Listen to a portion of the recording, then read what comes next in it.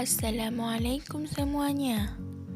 Semoga Allah senantiasa memberikan keberkahan kepada kita semuanya. Amin ya rabbal alamin. Sebelum melanjut menonton video ini, alangkah baiknya teman-teman like dan subscribe video ini. Pada video kali ini, kami akan mengisahkan kisah Abu Talhah Al-Ansari, bagian 1. Abu Talhah menjalani hidupnya dengan berpuasa dan berjihad. Ia juga mati dalam kondisi berpuasa dan berjihad. Zaid bin Sah yang dijuluki dengan Abu Talhah mengetahui bahwa Al-Rumaisyah binti Maihan Al-Najiriyah yang dikenal dengan nama Ummu Salim sudah tidak bersuami lagi setelah suaminya meninggal dunia. Maka gembiralah hati Abu Talhah mendengarnya. Tidak mengherankan karena Ummi Salamah adalah seorang wanita yang amat menjaga harga diri dan terkenal kecerdasan akalnya. Maka Abu Talhah berniat untuk meminangnya sebelum ia keduluan oleh orang lain yang berminat untuk mengkhidbah wanita seperti Ummu Salim ini. Abu Talhah begitu percaya diri bahwa Ummu Salim tidak akan menolak pinangannya dan menerima pinangan pria lain.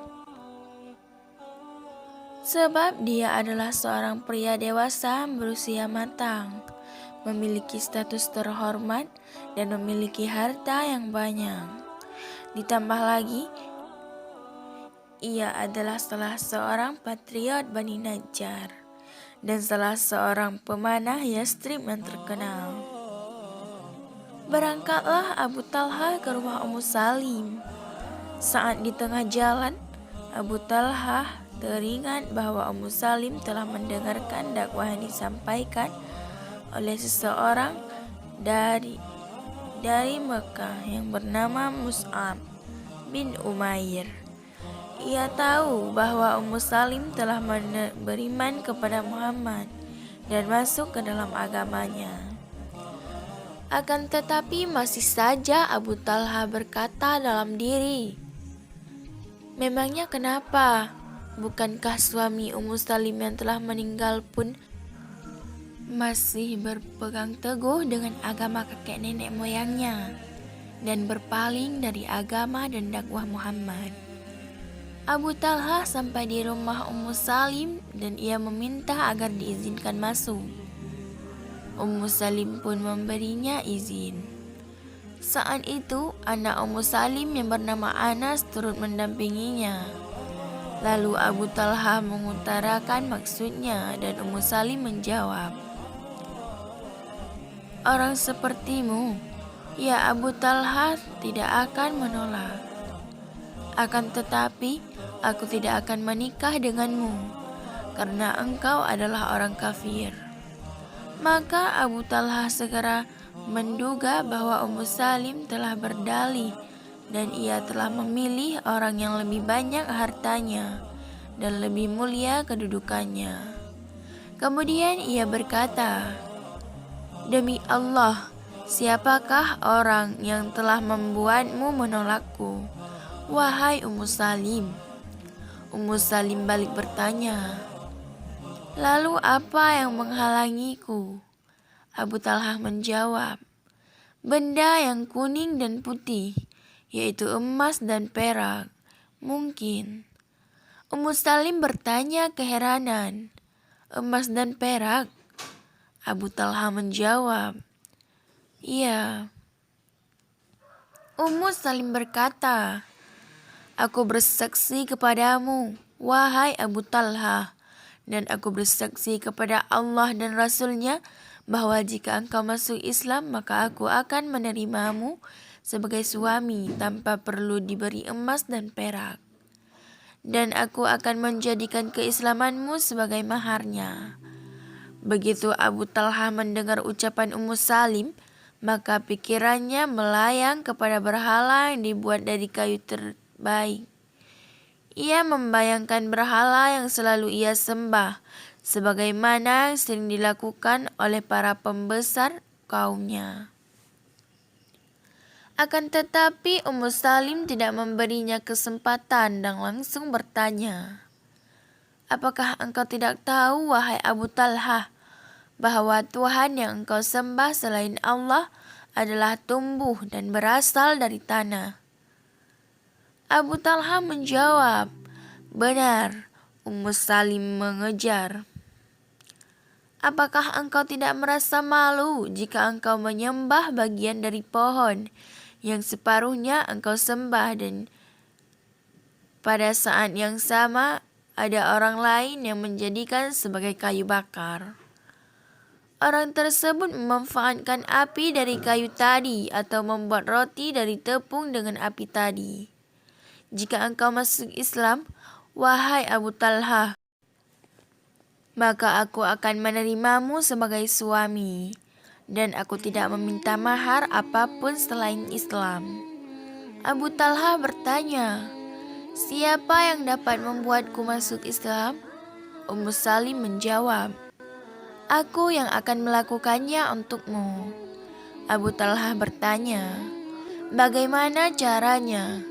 Ummu Salim menjawab, "Ucapkanlah kalimat hak dan kau bersaksi bahwa tiada Tuhan selain Allah dan bahwa Muhammad adalah Rasulullah."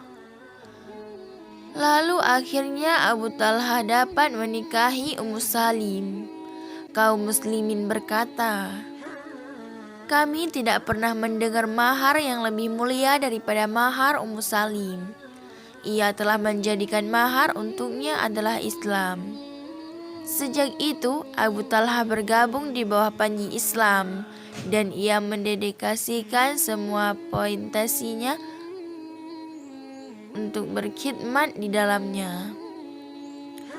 Abu Talhah lalu menjadi salah seorang dari 70 manusia yang berbaiat kepada Rasul pada peristiwa Aqabah.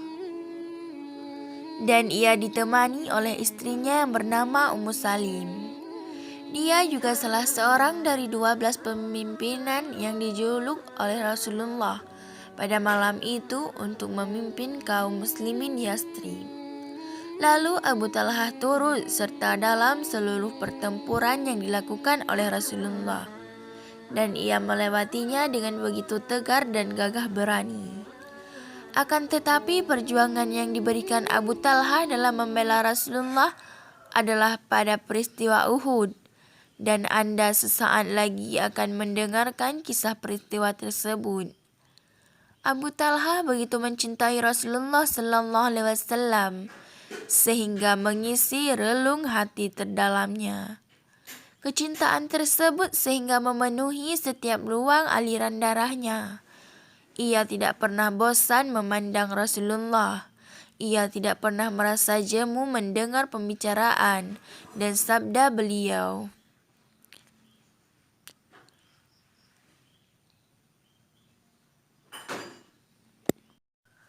Jika Abu Talhah sedang berada bersama Rasulullah Sallallahu Alaihi Wasallam, ia akan tertekuk lutut di hadapan beliau dan berkata, "Jiwaku adalah taruhan atas jiwamu.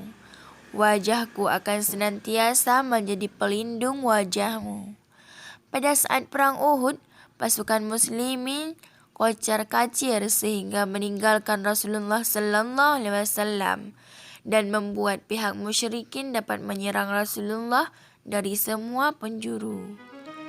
Pasukan musyrikin berhasil membuat gigi geraham Rasul tanggal. Mereka dapat melukai kening beliau dan melukai bibirnya, dan darah mengalir deras dari wajah Rasulullah. Hanya sekian dulu ya teman-teman.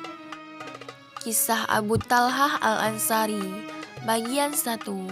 Tunggu di bagian lainnya ya. Assalamualaikum warahmatullahi wabarakatuh.